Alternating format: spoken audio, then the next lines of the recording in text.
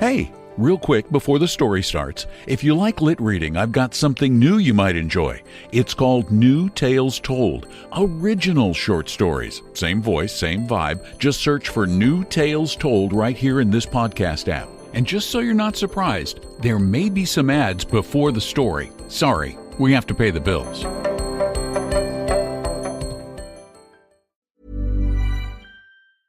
From Adams Morgan to Anacostia Park, we all want safer neighborhoods. But what does real safety mean? Real safety means preventing crime before it happens. By having police work with communities to disrupt cycles of violence. By supporting families with stable housing. And providing more mental health and drug treatment. We know that adding more police and locking up more people doesn't make us safer. Real safety means investing in the things that help prevent crime. Learn more at RealSafetyDC.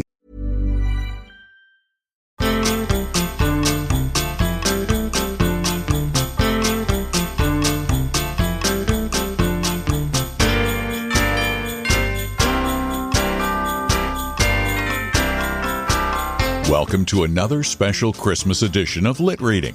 I'm Don McDonald. For many children, Christmas is the best day of the year. Yet, often it's for selfish reasons. Some kids like it so much that they might wish that Christmas Day never end. One little girl's father explains what it might be like if it was Christmas Every Day by William Dean Howells.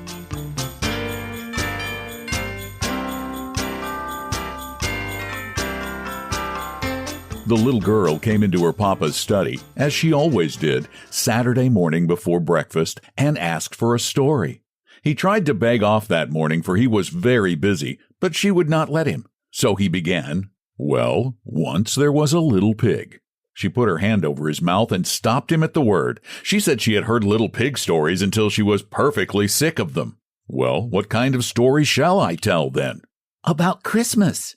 It's getting to be the season. It's past Thanksgiving already."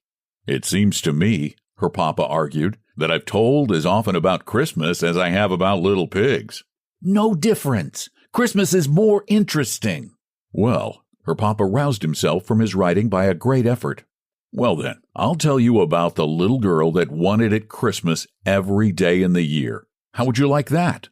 "First rate," said the little girl, and she nestled into comfortable shape in his lap, ready for listening.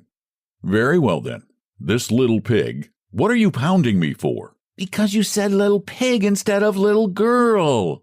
"I should like to know what's the difference between a little pig and a little girl who wanted it Christmas every day." "Papa," said the little girl warningly, "if you don't go on, I'll give it to you." And at this, her papa darted off like lightning and began to tell the story as fast as he could. Well, once there was a little girl who liked Christmas so much that she wanted it to be Christmas every day in the year. And as soon as Thanksgiving was over, she began to send postcards to the old Christmas fairy asking if she mightn't have it. But the old fairy never answered any of her postcards. And after a while, the little girl found out that the fairy was pretty particular and wouldn't notice anything but letters.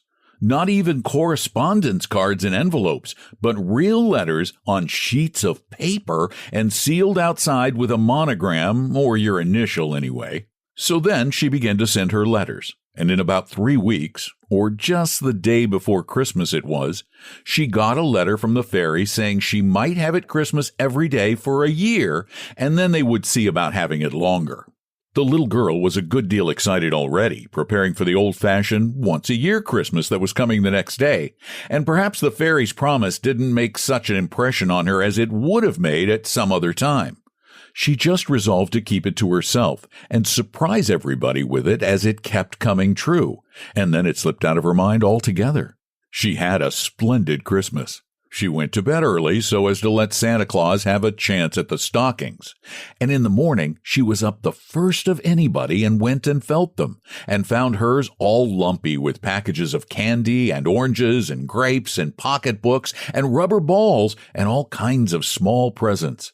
And her big brothers with nothing but tongs in them, and her young lady sisters with a new silk umbrella, and her papas and mamas with potatoes and pieces of coal wrapped up in tissue paper, just as they always had every Christmas.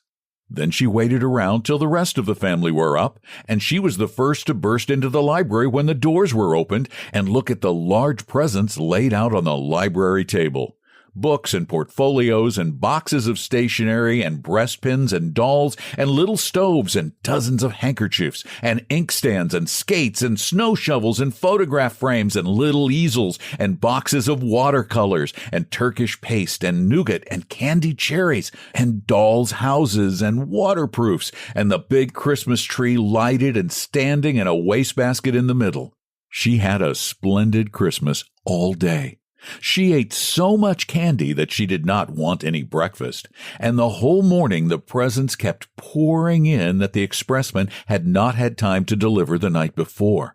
And she went round giving the presents she had got for other people, and came home and ate turkey and cranberry for dinner, and plum pudding and nuts and raisins and oranges and more candy, and then went out sledding and came in with a stomachache, crying, and her papa said he would see if his house was turned into that sort of fool's paradise another year, and they had a light supper, and pretty early everybody went to bed cross. Here the little girl pounded her papa in the back again. Well, what now? Did I say pigs? You made them act like pigs. Well, didn't they? No matter. You oughtn't to put it into a story. Very well, then. I'll take it all out, her father went on.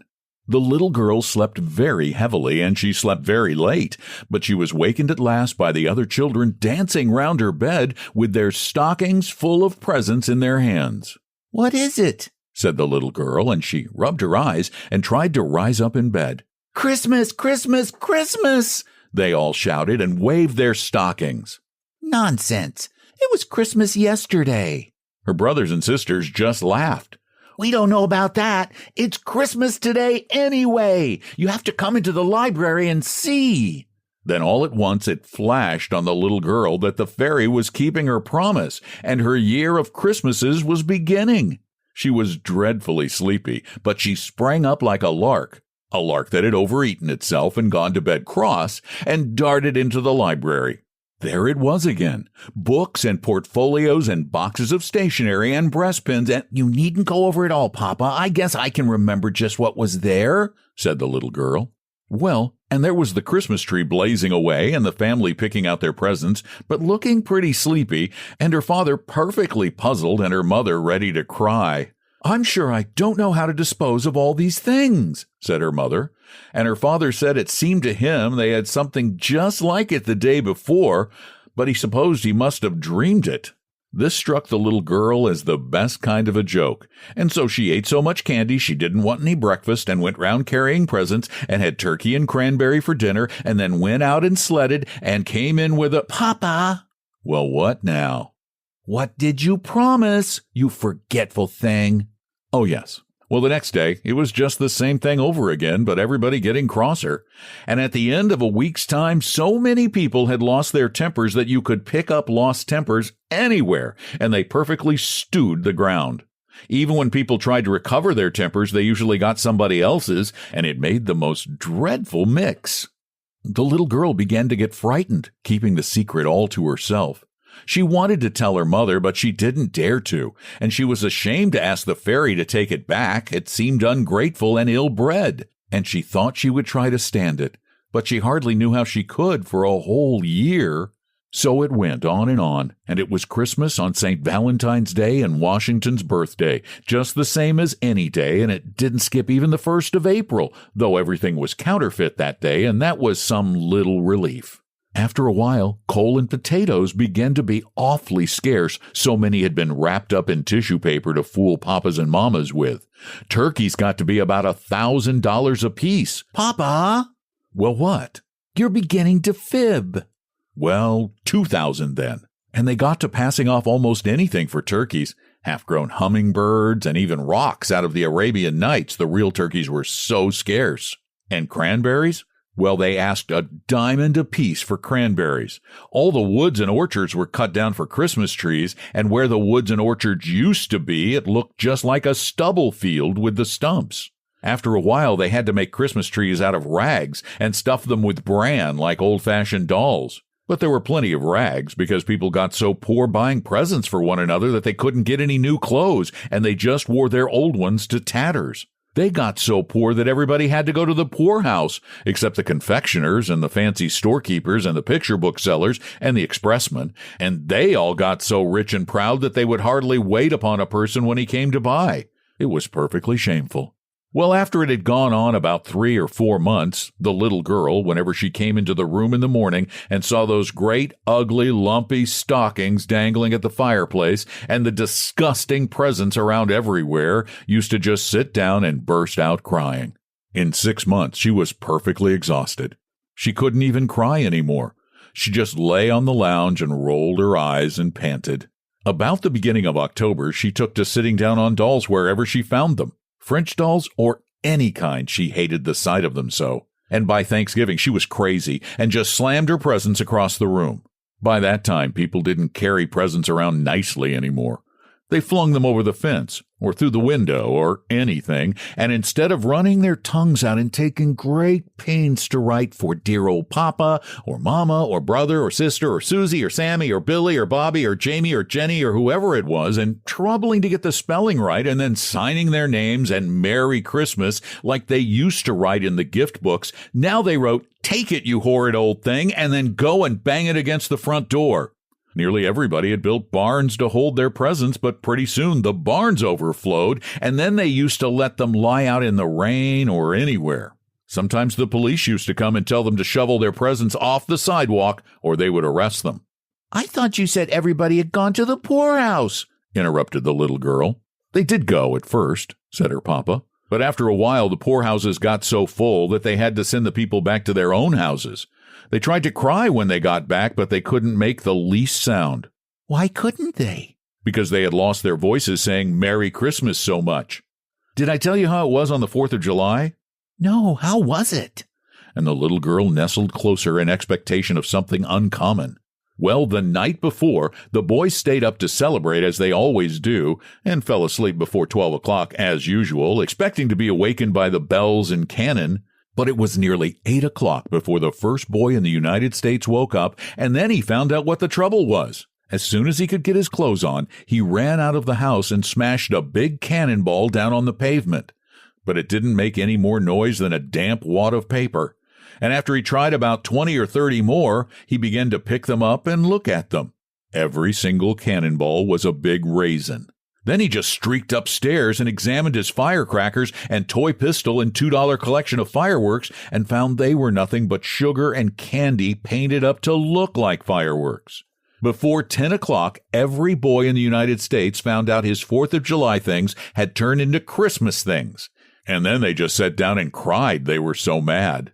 There are millions of boys in the United States, so you can imagine what a noise they made. Some men got together before night with a little powder that hadn't turned into purple sugar yet and said they would fire off one of the cannon anyway. But the cannon burst into 1,000 pieces, for it was nothing but rock candy, and some of the men nearly got killed. The 4th of July orations all turned into Christmas carols, and when anybody tried to read the Declaration of Independence, instead of saying, "When in the course of human events it becomes necessary," he was sure to sing, "God rest you merry gentlemen." It was all perfectly awful. The little girl drew a deep sigh of satisfaction. And how was it on Thanksgiving? Her papa hesitated. Well, I'm almost afraid to tell you. I'm afraid you'll think it's wicked. Well, tell anyway, said the little girl. Well, before it came Thanksgiving, it had leaked out who had caused all these Christmases. The little girl had suffered so much that she had talked about it in her sleep, and after that, hardly anybody would play with her. People just perfectly despised her, because if it had not been for her greediness, it wouldn't have happened. And now, when it came Thanksgiving and she wanted them to go to church and have pumpkin pie and turkey and show their gratitude, they said that all the turkeys had been eaten up for her old Christmas dinners, and if she would stop the Christmases, they'd see about gratitude. Wasn't it dreadful? The very next day, the little girl began to send letters to the Christmas fairy, and then telegrams to stop it. But it didn't do any good. And then she got to calling at the fairy's house, but the girl that came to the door always said, "Not at home," or "engaged," or "at dinner," or something like that. And so it went on till it came to the old once-a-year Christmas Eve. The little girl fell asleep, and when she woke up in the morning, She found it was all nothing but a dream, suggested the little girl. No, indeed, said her papa. It was all every bit true. Well, what did she find out then? Why, that it wasn't Christmas at last, and it wasn't going to be any more. Now it's time for breakfast. The little girl held her papa fast around the neck. You shan't go if you're going to leave it so. How do you want it left? Christmas once a year. All right, said her papa, and he went on again. Well, there was the greatest rejoicing all over the country, and it extended clear up into Canada. The people met together everywhere and kissed and cried for joy. The city carts went around and gathered up all the candy and raisins and nuts and dumped them into the river, and it made the fish perfectly sick. And the whole United States, as far out as Alaska, was a blaze of bonfires, and there were children burning up their gift books and presents of all kinds. They had the greatest time. The little girl went to thank the old fairy because she had stopped its being Christmas, and she had hoped she would keep her promise and see that Christmas never came again. Then the fairy frowned and asked her if she was sure she knew what she meant. And the little girl asked her, why not? And the old fairy said she was behaving just as greedily as ever, and she'd better look out. This made the little girl think it all over carefully again. And she said she would be willing to have it Christmas about once in 1,000 years, and then she said 100, and then she said 10, and at last she got down to 1. Then the fairy said that was the good old way that had pleased people ever since Christmas began, and she was agreed. Then the little girl said, What are your shoes made of? And the fairy said, leather. And the little girl said, bargain's done forever, and skipped off and hippity-hopped the whole way home. She was so glad. How will that do? Asked the papa. First rate, said the little girl, but she hated to have the story stop and was rather sober. However, her mamma put her head in at the door and asked her papa, Are you ever coming to breakfast? What have you been telling that child? Oh, just a moral tale. The little girl caught him around the neck again. We know. Don't you tell what, Papa? Don't you tell what?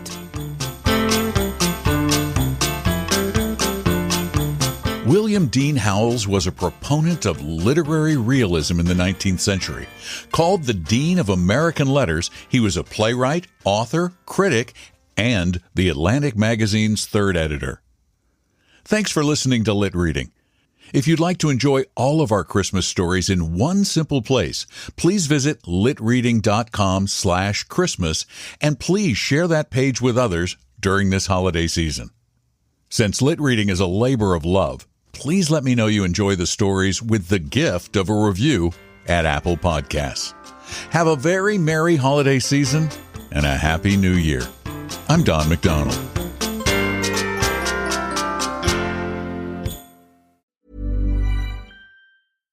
Hi, this is Kim and Penn Holderness from Laugh Lines, and today we want to talk to you about Boost Mobile. Yeah, you know, the holidays are full of joy, aren't they? But let's be honest, a little chaos too.